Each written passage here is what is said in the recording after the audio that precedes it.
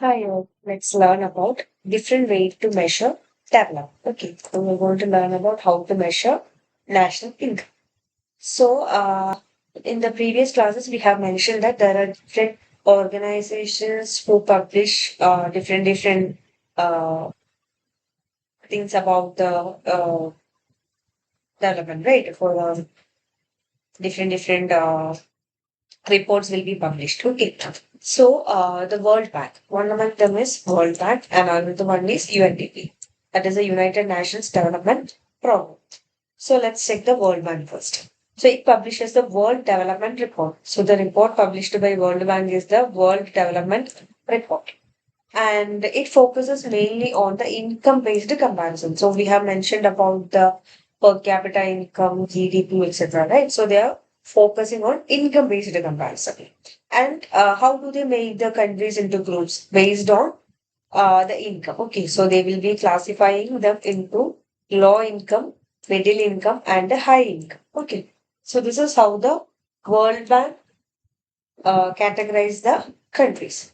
And for United Nations, it is comparatively different because other than income, they also consider a lot of other factors because they mainly focuses on the human development.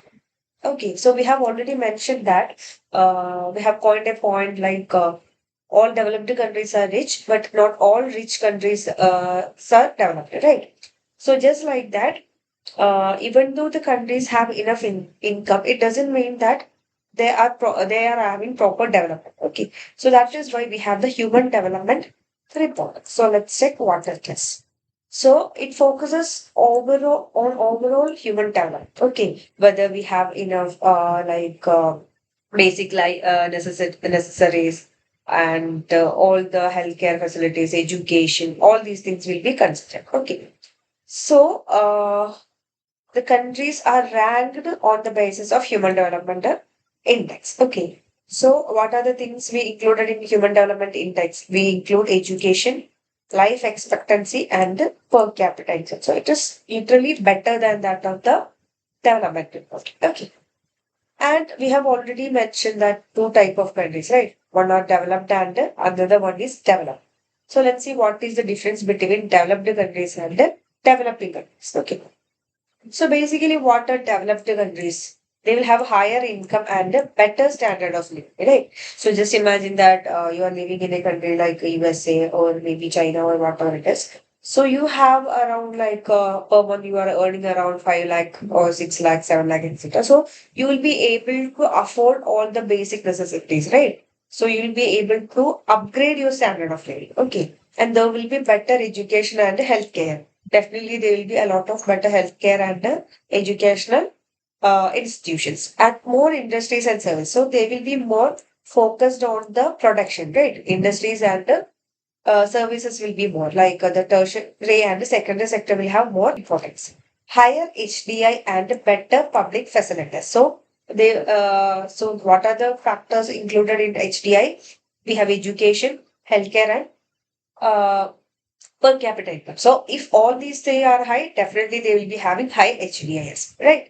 And public facilities because the government will also have a lot of money from these taxes and also they will be able to increase the revenue expenditure, right? So they will be more better public infrastructure, public transport, everything will be much better. So you can take the example like USA, Japan, Germany, Canada, Australia, all these countries. So all these are developed countries. And what are developing countries?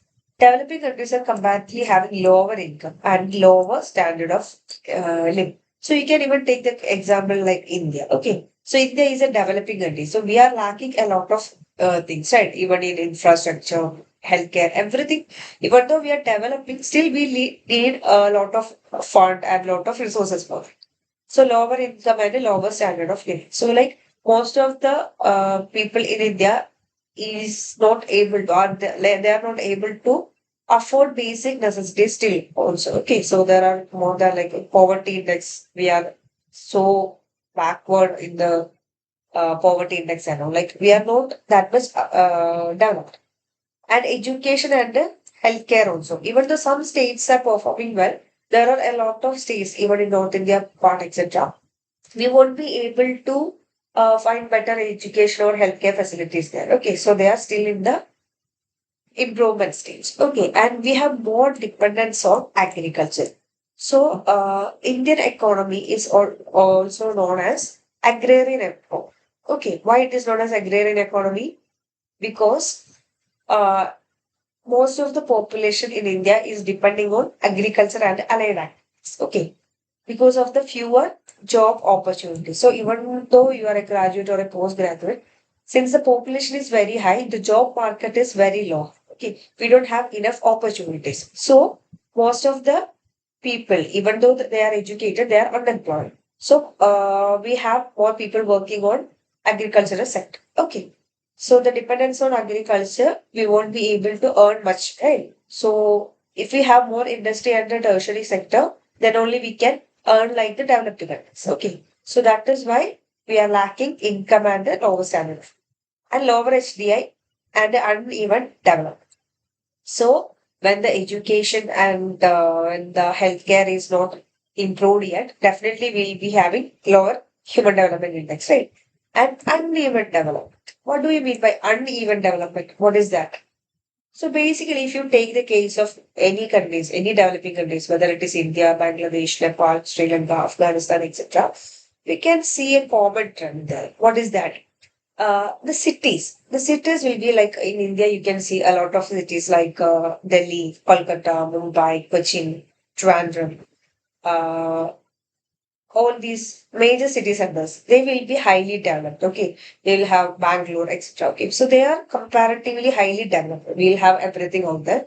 But what about the rural areas? They are not developed much. Okay, so that is why uneven development. Some places are developed because of the importance of that place. So in earlier times, most of the places who were comparatively advanced is those the places where we had ports or any major merchant or any merchant transaction centers. Okay. And other places remain undeveloped, okay, or underdeveloped. So still also the issue prevails. So uneven development. So you can take any example like India, Bangladesh, Nepal, Sri Lanka, Afghanistan, etc. for development. So for developing countries, their major revenue expenditure will be for infrastructure building, okay, like roads, bridges, basic buildings, all these stuff. So they will have a healthcare, education also a part of it. So we have a lot of spending on revenue expenditure. Okay. So these are the differences between developed countries and the developing countries. And how to compare different states. So now we have compared the countries, right, as developed and the developed. And even in the same country, we can see some states are better than others, right? So let's see how to compare different states. So first point is per capita income. So we can take the per capita income per state. Okay. So what does it give to you? It will show you the average income of people in a particular state, right? So how will you find the per capita income? You can add the total income of the state. Total income of the state by total population of that particular state. And what about literacy rate?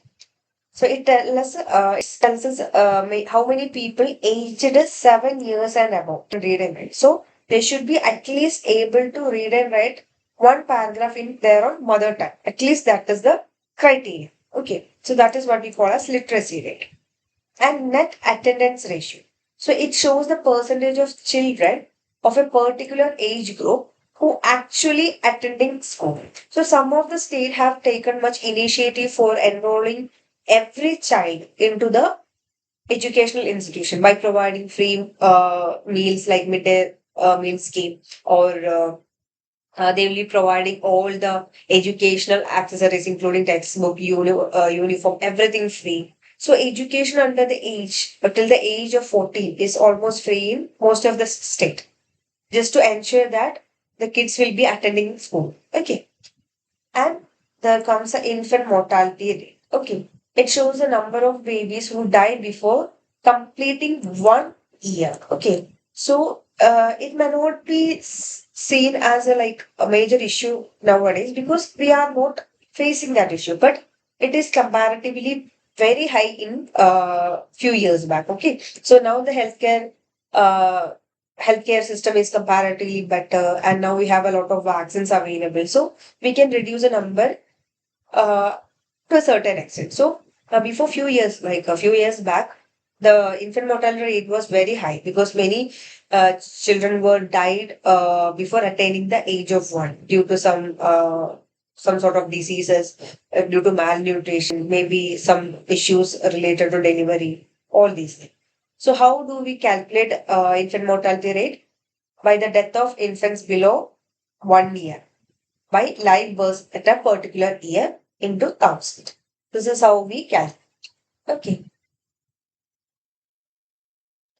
And then we have the BMI, body mass index. This almost everybody must have calculated this at least once. So we can divide our weight by height square. Okay. So if your weight is like 50 kg and your height is 151 centimeter or 150 centimeter, we have to do this. This is how you find. Okay. And then the public facilities. What is public facilities? It shows the availability of electricity, safe drinking water, schools, and hospital. So we will check for each and every state how many houses or how many institutions are having electricity, or how many of them have access to safe drinking water, how many schools are there, and how many hospitals are there. So this is how we can calculate the development in particular state. And also the public distribution system. So we have a public distribution system actively working in our country with the ration shops and other Maveli stores or Triveni stores. A lot of stores will be there, right? So they provide food grains at a low prices to help people meet basic needs. So we have different color cards for ration cards and all, right? So there will be yellow cards, there will be like we'll have white cards, we have blue cards, so different color cards will be there. So we'll have to we can buy things at a cheaper rate whenever you are having the lowest card. Okay, so you will get even 1 kg rice for 2 rupees, 3 rupees, etc. And based on the data, Bihar is a state with the highest infant mortality rate and lowest net attendance ratio and literacy rate. So Bihar is very far from the development. Okay, so they have highest infant mortality rate, lowest net attendance ratio, and a literacy rate. And what about Kerala? Kerala is a state with the lowest infant mortality and the highest net attendance ratio and literacy rate. Okay, so Kerala is comparatively better in infant mortality and net attendance ratio. We have lowest and highest attendance ratio. Also the literacy. Kerala has attained 100% in literacy rate. And why do you think Kerala has lower infant mortality rate? Why Kerala stands better compared to the other state? Because the government of Kerala, so the state government is very much interested in the healthcare facilities. They are doing a lot of things to for the betterment of healthcare and education services. So Kerala has a lower infant mortality rate because it has better healthcare services, high literacy, and good maternal and childcare facilities. So in Kerala, they have like a more specialized hospital for women and child only. Okay. So which provides better care for them. So apart from income, people also want goals like security, respect, equal treatment, and freedom for a country's development. So we have already discussed this point, right? Even though the income is high, if you don't have the security, respect, or equal treatment, etc., you won't be able to stay there for a long time, right? So you also need security, respect, equal treatment, and freedom for a country's development. Also, to develop the country, the government must provide basic public facilities to all people. So we also need the basic public facilities also. So all these are a part of development. So whenever we are talking about a state's development or a nation development, there is a lot of things like this included in it. Okay.